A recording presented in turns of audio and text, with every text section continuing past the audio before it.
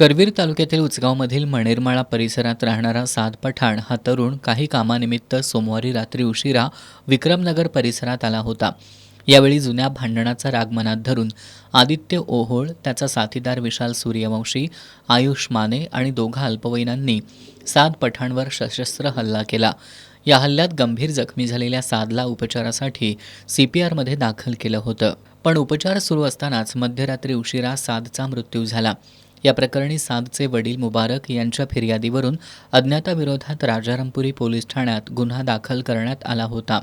या गुन्ह्याचा समांतर तपास करताना स्थानिक गुन्हे शाखेच्या पोलिसांनी आदित्य ओहोळ, विशाल सूर्यवंशी आणि आयुष माने या तिघांना अटक करत दोघा अल्पवयीनांना ताब्यात घेतलंय. स्थानिक गुन्हे शाखेचे पोलीस निरीक्षक सुशांत चव्हाण, राजारामपुरीचे निरीक्षक विकास जाधव, स्थानिक गुन्हे शाखेचे उपनिरीक्षक जालिंदर जाधव, अंमलदार वैभव पाटील, संतोष बर्गे, विशाल खराडे, प्रवीण पाटील, महेंद्र कोरवी, गजानन गुरव, सत्यजित तानुगडे, शिवानंद मठपती, अमित सरजे, संजीव हुंबे यांनी या कारवाईत सहभाग घेतला.